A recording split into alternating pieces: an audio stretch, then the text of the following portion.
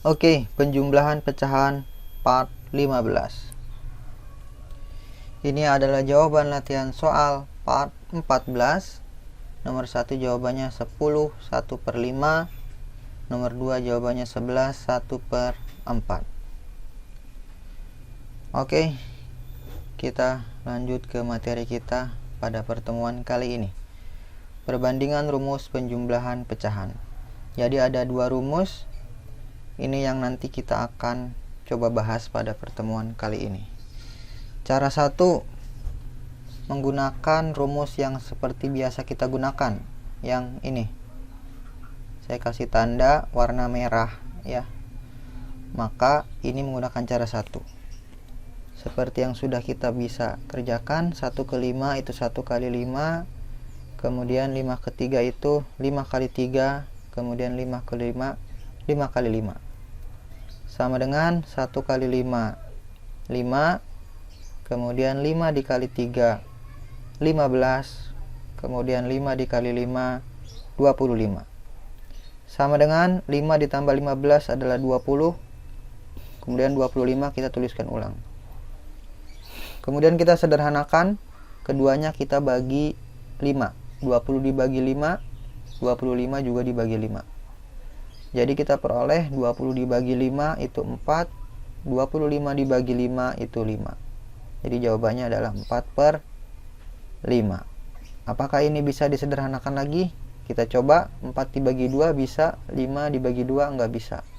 4 dibagi 3 enggak bisa, 4 dibagi 5 enggak bisa, maka seterusnya juga enggak bisa. Maka ini adalah pecahan paling sederhana.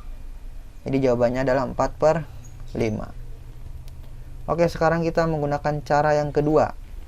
Perhatikan ini soalnya sama ya. Ini 1/5 ditambah 3/5. Ini juga 1/5 ditambah 3/5. Kita soalnya sama, tapi kita gunakan cara yang berbeda. Cara yang kedua saya akan menggunakan rumus ini, yang warna biru ini. Jadi A per B ditambah C per B sama dengan A ditambah C per B. Maka 1/3 jadi 1 ditambah 3 ya, perhatikan rumusnya yang ini. Kemudian ini B aja, berarti ya udah 5. 1 ditambah 3 itu 4/5. Udah selesai ya. Jawabannya sama, ini 4/5, ini juga 4/5. Tapi cara 2 lebih cepat. Gitu ya.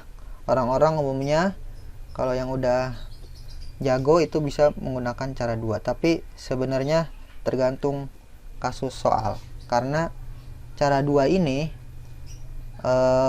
mewajibkan penyebutnya sama.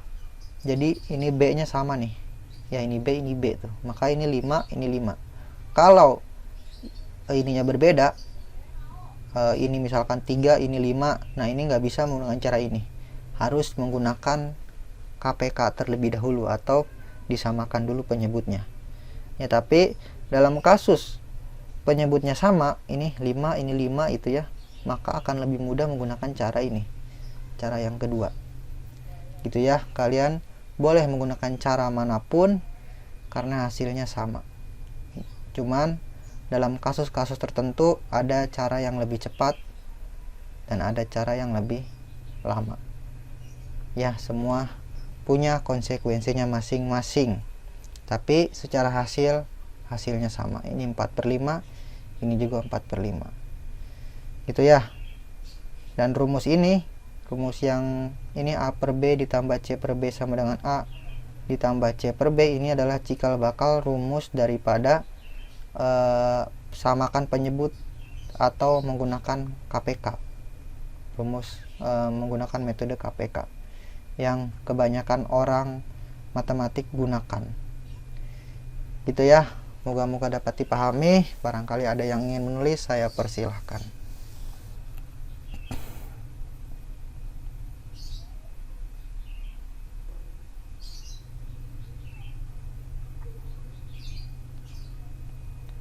Oke, kita lanjut ke latihan soal.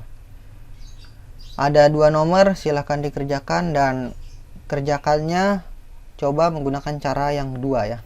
Cara yang kedua yang lebih mudah. Kenapa lebih mudah? Karena dalam kasus ini ini penyebutnya sama, ini 7, ini 7, ini juga 11, ini juga 11. Jadi gunakan cara yang kedua. Atau mau gunakan keduanya boleh juga, menggunakan cara pertama dan juga menggunakan cara kedua juga boleh, tapi harus ada cara keduanya. Kenapa? Karena nanti di part sebelumnya kita akan pelajari itu, part selanjutnya berarti ada di part 16, kita akan pelajari lebih dalam tentang cara yang kedua ini, gimana kalau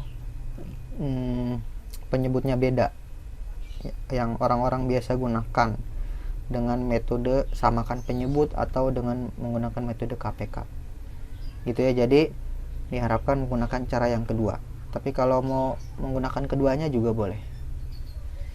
Oke, segitu saja dari saya. Terima kasih telah menonton video ini. Saya tutup. Assalamualaikum warahmatullahi wabarakatuh.